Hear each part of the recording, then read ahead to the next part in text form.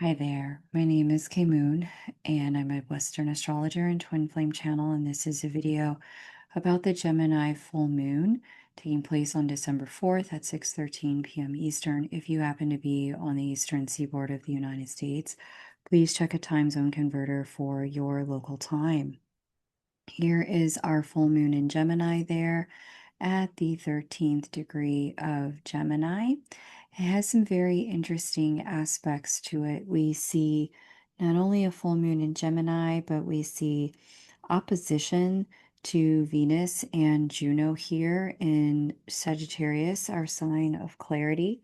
We see Juno in conjunction to Mars under Martian influence. We also see communication in a grand air trine to Makemake, to Cheroklo and Pallas here, to this new moon. And then we, in addition, see a sextile to Chiron and Eris in Aries, and a square to Nessus in Pisces there. This combination is making this Gemini full moon very clarifying and very decisive for a lot of people, especially when it comes to love relationship, partnership, and commitment, and the structure of these things. For greater clarity, I strongly recommend you listen to the Lightworker Lunar Update, especially if you identify as Divine Feminine Energy, since the Divine Feminine Energy, Juno, is featured at this full moon in her opposition to the full moon. If you're new here, welcome. At the last new moon, I did mention that this year, 2025, is the most I've ever seen Juno or Jupiter in communication with the new or the full moon, and that means something. What it's letting us know is that lunation to lunation, there have been imperative upgrades, movement, consciousness shifts for both divine counterparts.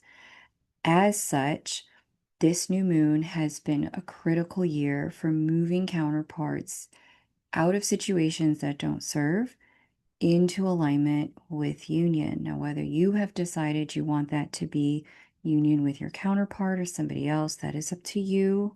I make no judgments about that. But what this energy is showing is that it's trying to set you up to move in alignment with commitment, with love, with unconditional love, landing in the third dimension for you, however that's meant to look for you.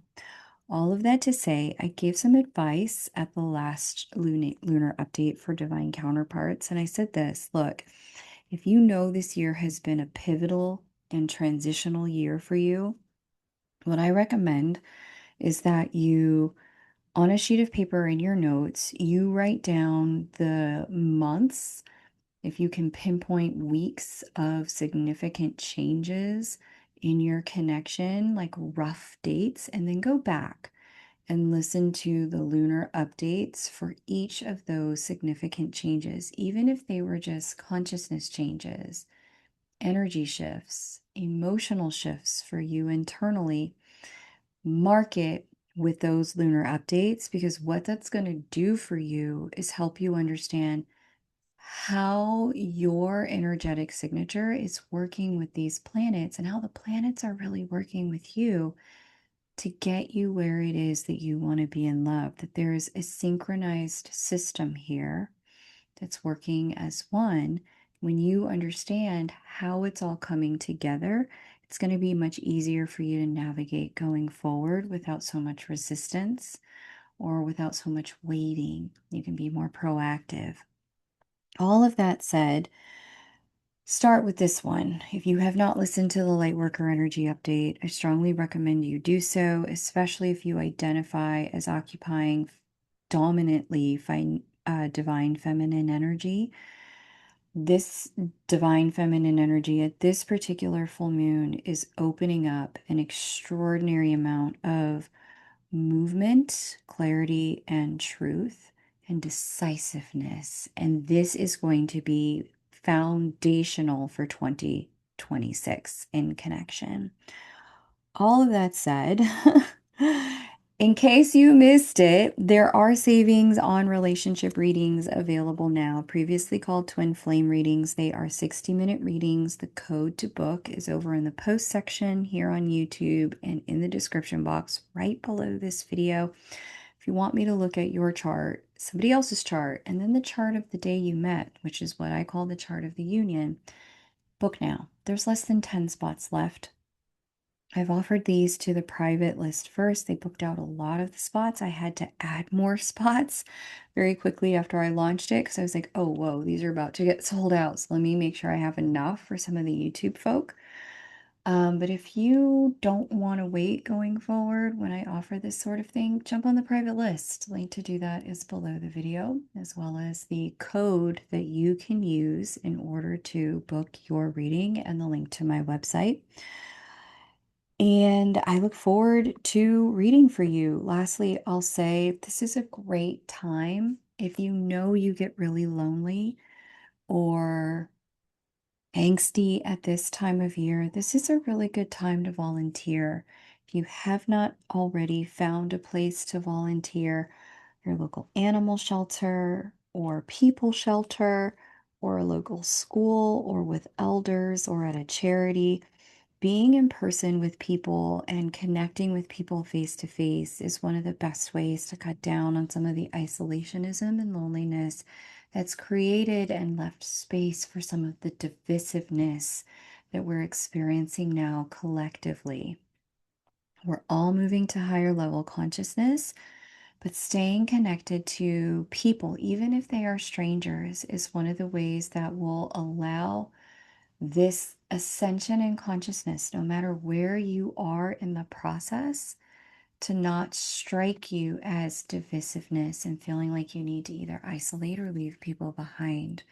Second to that, if you are US based or you work with practitioners who are, I am sure you have seen US economic shenanigans. Tis the season to be tipping. I ain't gonna lie. We need tips, y'all. Tip us. We need it. If you work with someone who is a US based practitioner who has gotten you through this year, whether they do healing or Reiki or readings or any other format of service, especially those with kids, this is a great time to just show them your appreciation with just a little tip. Whatever you can do is great. I say this because, unlike other places in the world, US imperialism has left US citizens locked outside of the empire in ways that have become starkly noticeable for all of us here in the States, but also elsewhere too, as we move into and through this holiday season. Whatever you can do to support your hairdresser, your housekeeper, your nail tech, your contractor, your nanny, your mechanic, the person who maintains your lawn, whatever you can do to support these people, especially if they run a small business, do so. It makes more of a difference than you can imagine in ways that allow them to keep going and providing the service that you've become reliant on. Okay, soapbox over. Thank you for listening. I love y'all. Let me talk about Juno, shall we? Here we go. Here is your Juno energy. She is in communication with Mars, and this conjunction is indicating passion and motivation in her field to move things forward in her life, as well as in connection. There's a lot of ambition here to make things happen, to take action and make decisions, especially toward our goals, our hopes, our dreams, the things we want to see come out of our head and into the world.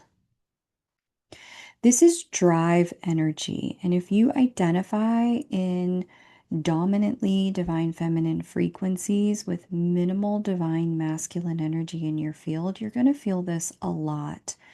This push to get things done before we close the year.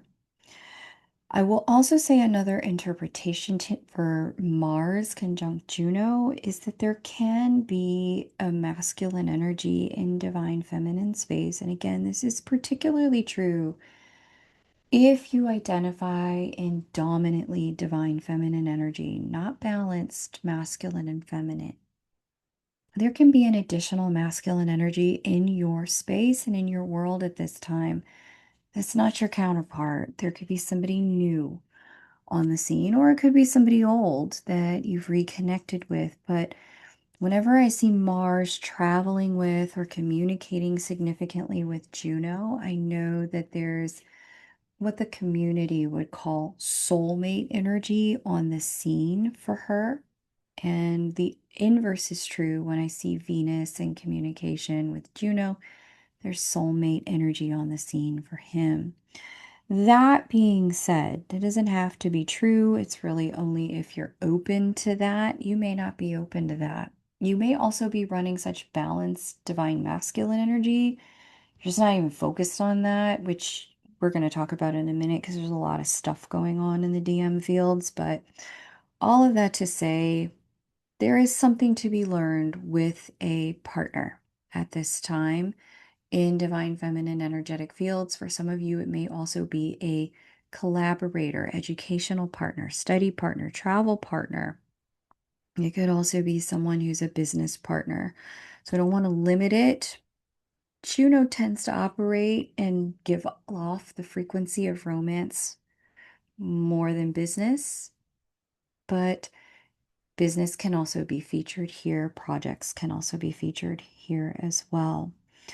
With Juno speaking to Mars in Sagittarius for divine feminine energy fields, this is a very clarifying energy.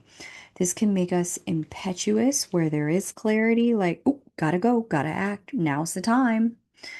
And simultaneously, this is going to be clarifying about what we have interest in and energy to do, and what we do not have interest in or energy to do. This is a great time to remember that it's okay to say no. If it just doesn't feel aligned, and just say, oh, it's not the right thing for me. Maybe something else. I'll have to catch you at a different time. That's totally okay. All right. Or for a different activity or a different trip. Totally okay. Okay. That being said, I mentioned this in the last lunar update for divine counterparts. Juno spent a prolonged period of time this year in the sign of Scorpio, in the cocoon, in the secret place, in the place of alchemical change, growth, and transformation. Now she's in the sign of aspiration. If you are feeling like all of a sudden, like the lights came on, you woke up, now there's energy, time to get things done, time to move, time to get on with things. You're right on track with the energy of this year, even though it doesn't really coordinate with classical holiday, take time off of work energy. Honor where your energy is at. If your energy wants to do a little extra, get a little extra done, it is actually a counterbalance to the time we all spent collectively earlier this year doing some deep internal work, which for some had you dealing with doctors, for others had you at home in the fetal position on a yoga mat trying to figure out what is life. Wherever you happen to be, where you weren't able to be in get it done mode, the get it done mode energy of these last 4 weeks of 2026 is you can consider it makeup time, if you will, for what the first 10 months of the year, 9 months of the year were. Yeah. So trust it. If you have time off and you've got side hustles, side projects, use them. If you've got projects in your house you've been wanting to tackle, use it, because as these energies resurface in the new signs they're supposed to be in, Uranus is supposed to go into Gemini again. Saturn and Neptune are going to go into Aries again. Pluto is finally now direct in Aquarius again. As these energies align themselves in their new signs, there is going to be incumbent upon us this time to move in very new directions, doing very new things. So utilize this tail end of 2025 to tie up loose ends while the energy is ripe for it. Trust your energy, not what the calendar says you're quote unquote supposed to be doing, and then plan your time accordingly. We also see Juno in a trine to Chiron and Eris in Aries. There's a lot of healing and clarity with this combo, especially with the full moon energies about really being about relationships and partnership.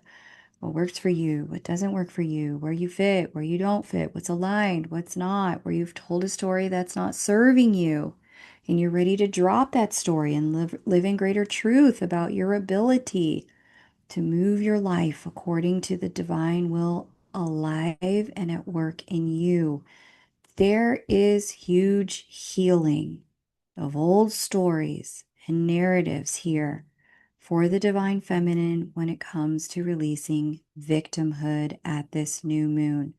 I love to see it. You can even expect some epiphanies that arise as more settled clarity and truth that heals you because you dropped a perspective that was wounding to you. You know how often we walk around with stories about us that harm us? Beliefs or casual self-deprecating statements that are repeated on autopilot that actually undermine our courage and confidence.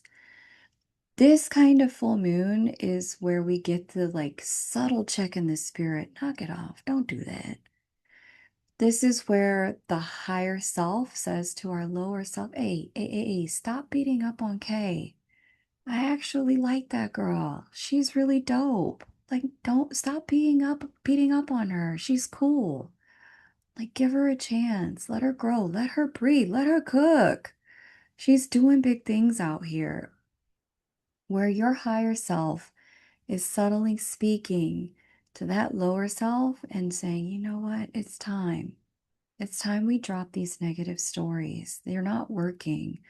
You're going to feel that nudge at this full moon, and that's going to come through your divine feminine energy field, that interior softness and self-compassion that's ready to help you align with you, receive more of your higher self, playing out and in action here in the third dimension. What I want to tell you about this is there's so many things I want to say. Okay, so I mentioned there's a huge release of old stories and expect some epiphanies that come in as like settled clarity. Okay, this is what we're not going to do to ourselves anymore.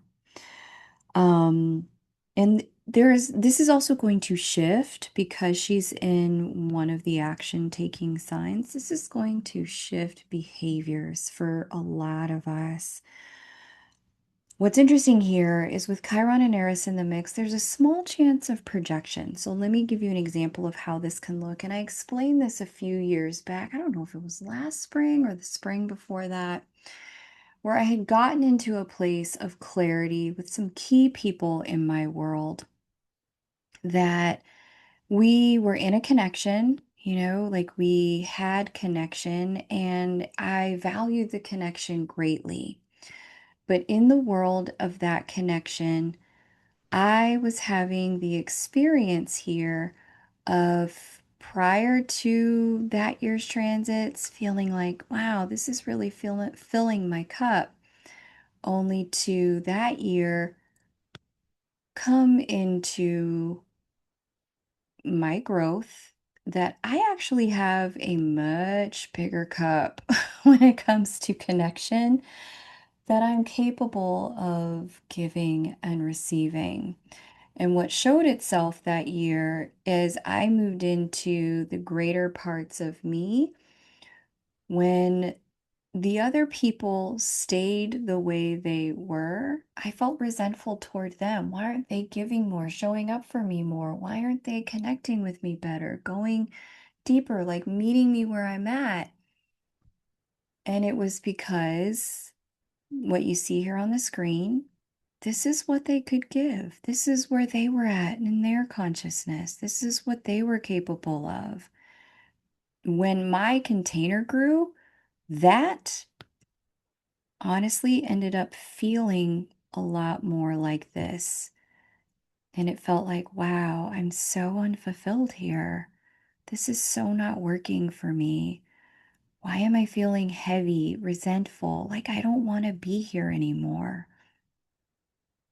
And at first I thought it was them, but then I realized, no, this is me. I actually have capacity to receive so much more and give so much more. These just aren't the people who have the capacity to receive it. Okay, got it. I've changed. They haven't. That's okay. So I grieved. It was a grieving process for sure. That I had outgrown the way certain connections had been structured in my world. Um, and because I had issued invitations for these people to grow, to meet me. I had issued multiple invitations, and each time there was a denial, there was a pushback, there was an excuse, there was something more important. And when I realized that, I was like, okay, you know what? I actually need to operate in a way where I can get these needs met and my capacity to give met with people who actually can meet me. No harm, no foul, nothing wrong. I just outgrew what I could give and I could outgrew what I could receive in those connections.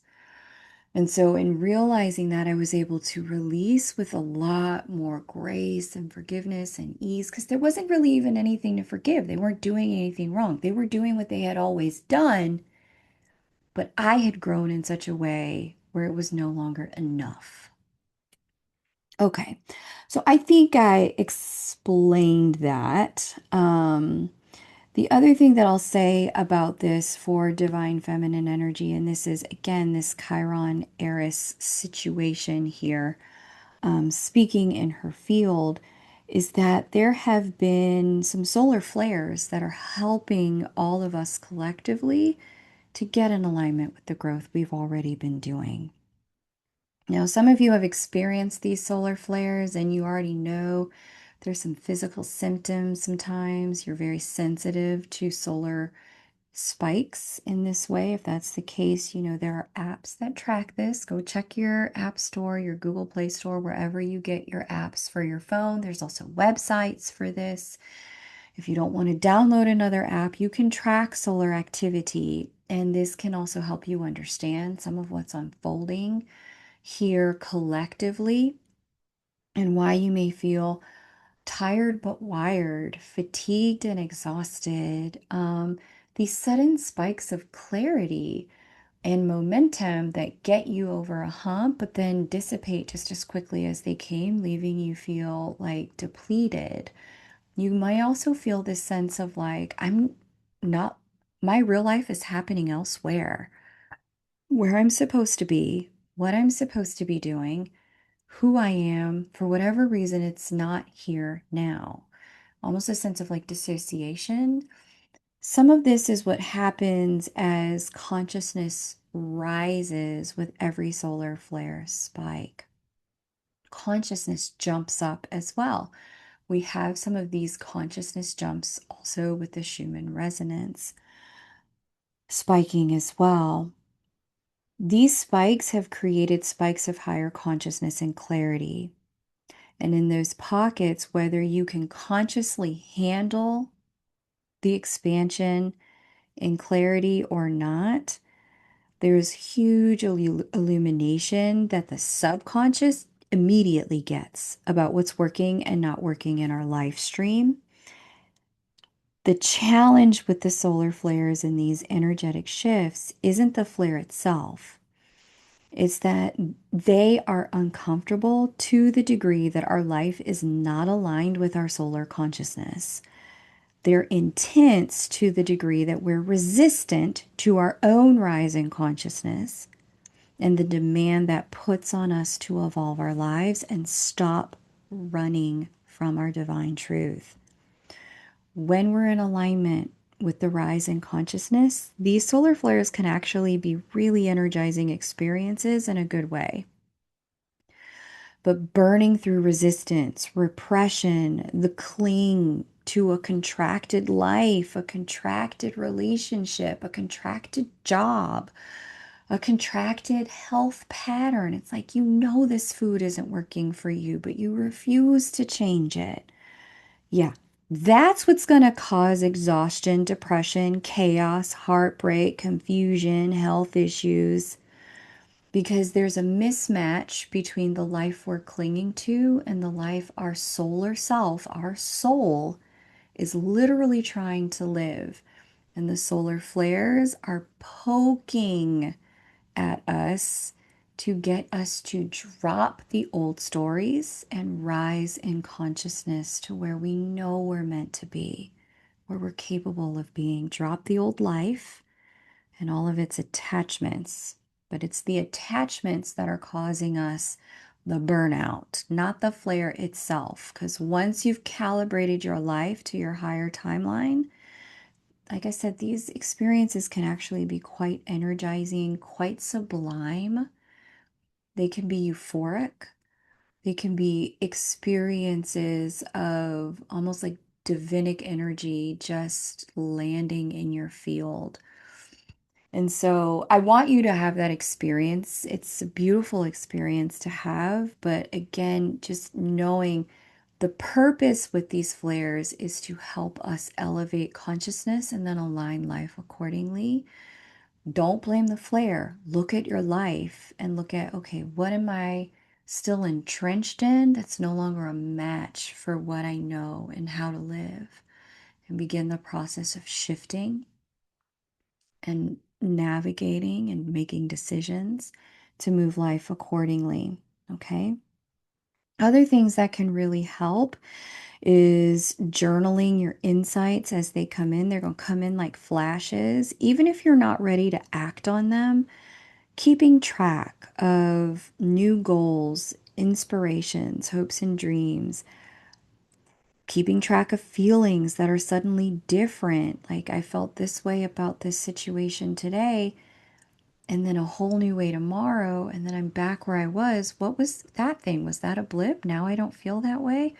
Journal it. Keep track of this. That blip was actually the flare showing you through your rise in consciousness what's true for you. Okay.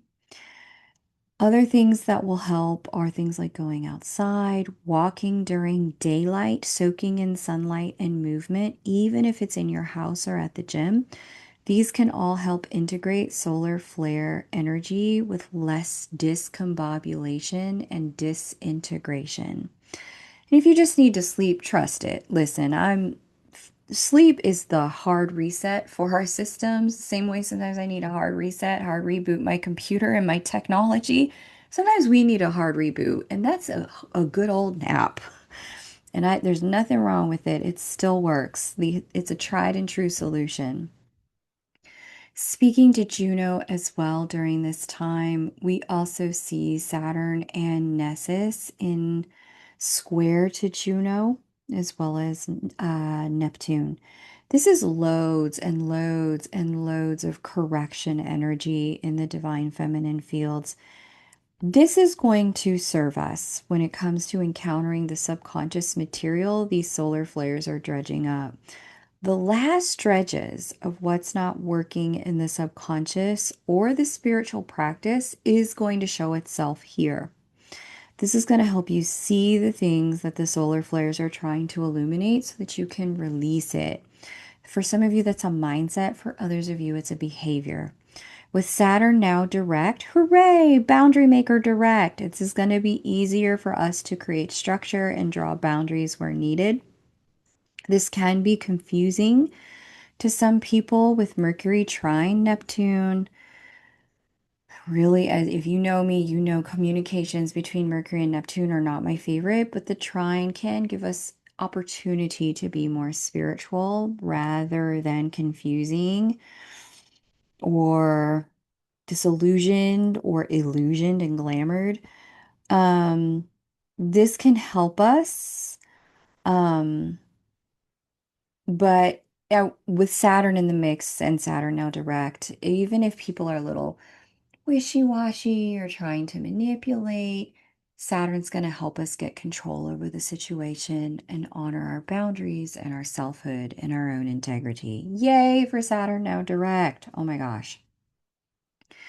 We also see Juno in communication with Pallas and Jericho here in Aquarius. That's a sextile formation.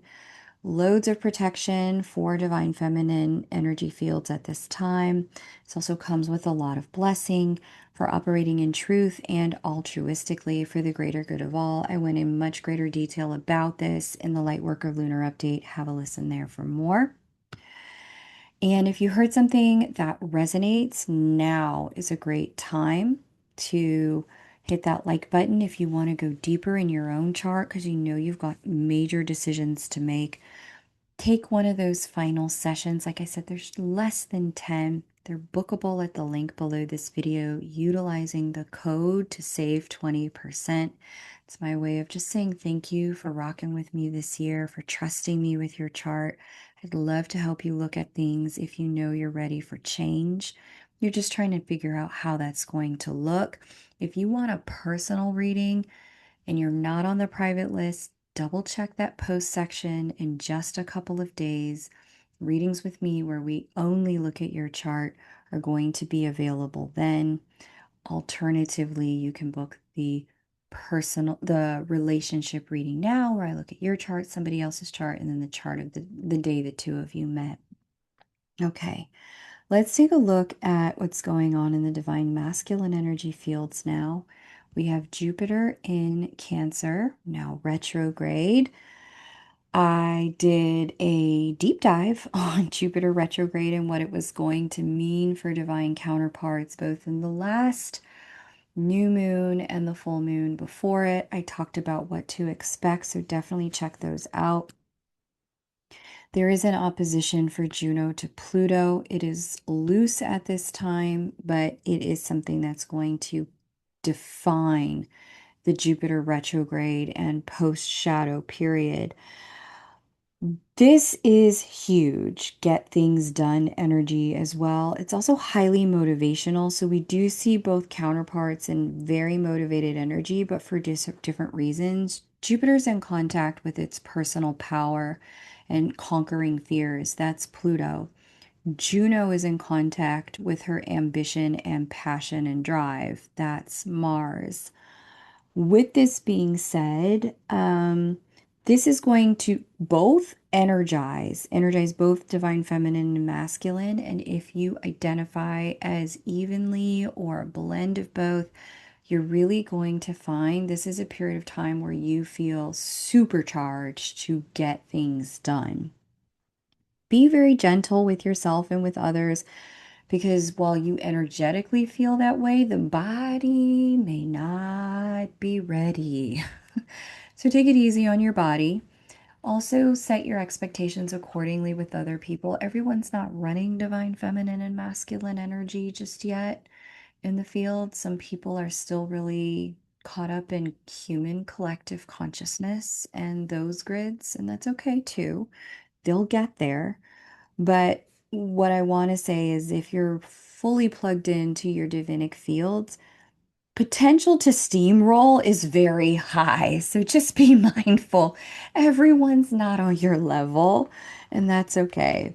It's going to provide in the divine masculine fields, Pluto opposite Jupiter as Jupiter begins to go retrograde. It's going to provide a lot of ego correction, which is going to be stabilizing in time as we learn correct ways to use our ego according to who we've become, not based on what we've outgrown. Okay. So, something to keep in mind there. For deeper dives on what to expect with Jupiter retrograde, definitely check out the last 3 Twinflame lunar updates. I've been dropping hints in the divine masculine sections about it and deep dives as well. We also see Jupiter trine Mercury and Lilith in Scorpio. Oh, so much fun. And trying to Nessus, Saturn, and Neptune, they're in Pisces. Clarity is so alive right now in our divine masculine energy fields. Here's the reality. You may not like your answers. Your answers may not feel good to you, but answers are indeed here. And it's a reasonable thing. This happens a lot where we know what we want, we know how we feel. We do not like what that's going to mean for our life stream and the ways that it's causing us to grow, change, evolve, move, relocate, go back to school, get another job, get a divorce, propose, change your financial situation. Sometimes the clarity catalyzes change that we don't always feel ready to undertake. There can be pause between clarity and change while you digest this. I want to make sure I say that. But confusion, that's not really what's on the menu here. Pretending to not know, it's not really what's on the menu at all. Not with this energy. Lilith and Mercury, especially with Mercury now direct in the sign of depth and the hidden information, and Lilith, who refuses to operate unless it's her way. These things, plus Saturn in the sign of our spirituality, placing a limitation on Neptune, can't create confusion to escape, and a trine to Mercury. You're going to know whether you want to know it or not. And all of that speaking to Jupiter in the sign that deals with our feelings. Ooh, feelings are running real true right now. And so I want to encourage us all to honor that, because there's a lot of quiet, sober truths, things that are going to hit us like emotional undertow and suck us in the direction that we know we're meant to grow in. This is going to be an unignorable feature of this Gemini full moon. Now, like things like, I should want to do X, but I don't. I really should do Y, but I don't feel like it. Should is going to go out of the window here. So that's something to be aware of. Trying to force yourself to override your true feelings is going to be quite difficult. This is going to help us know what we need to know about where we're at and where we need to grow so we can trust it. The only caveat I have here is that with Pluto opposite Jupiter, fear is in the building. So some of what we may feel may be fear-based. And that's okay too. Just use this full moon to understand yourself, offer yourself compassion, honor your clarity, even if the clarity is, yeah, I really want to do X, but I'm too afraid to do it. That's okay. Own that. The time for releasing fear is coming. So just know that that's coming right now. It's just about acknowledging the deep feelings. Speaking to Jupiter as well, and close to finally, we see Chiron and Eris in Aries. They were trying to Juno. They are square to Jupiter. There's a lot of healing through experiencing rejection in the divine masculine energetic fields. I'm going to be real honest. This is humble pie energy for the divine masculine energetic fields.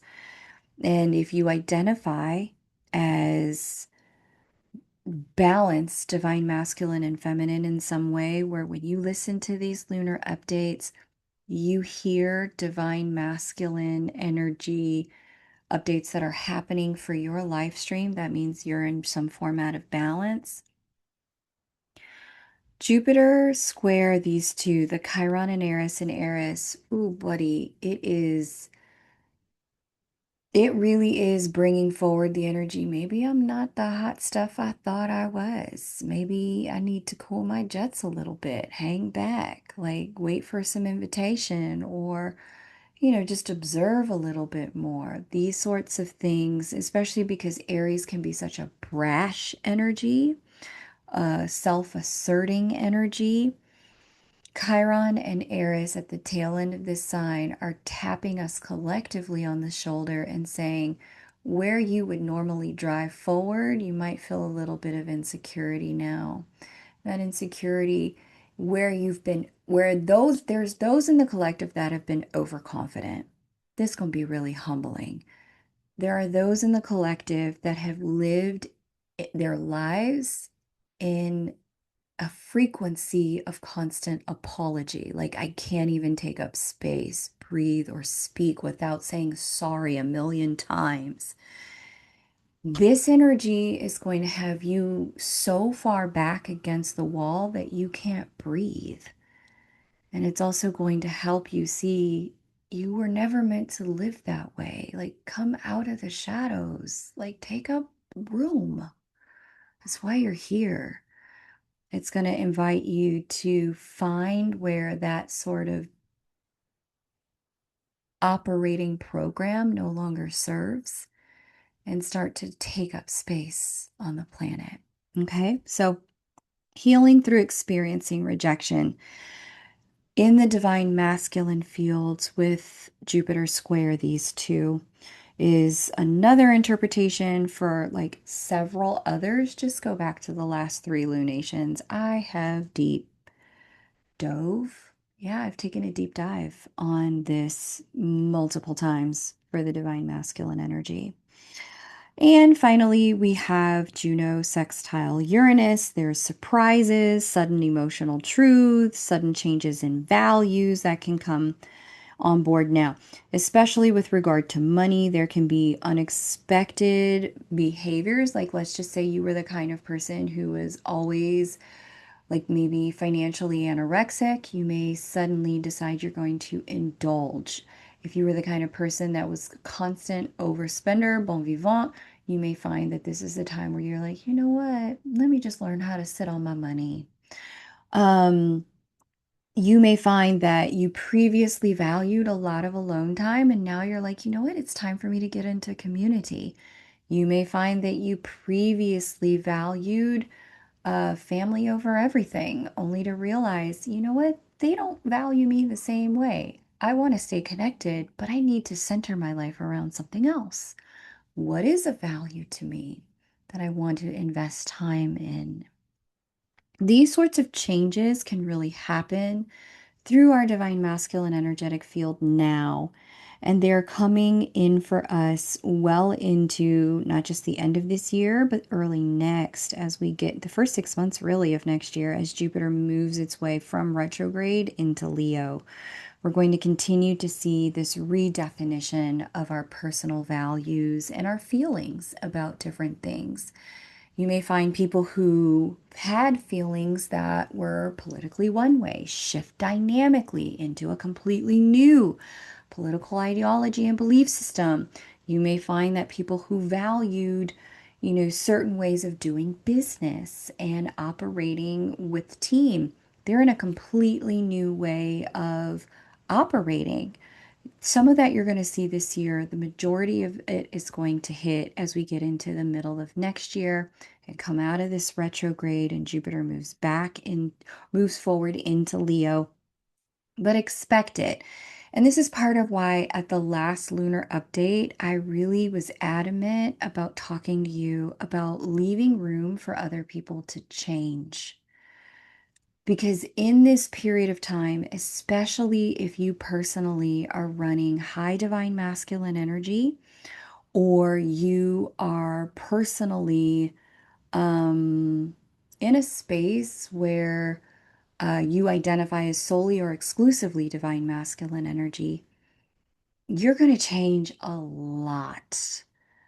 Let yourself. It's okay to like ice cream one day and then be allergic to it the next. That's an extreme example, but it's changes so fundamental that your whole life has to shift as a result that we're going to be seeing. And it's really important, especially if there were things in the past with a counterpart that made it so that connection was extremely difficult.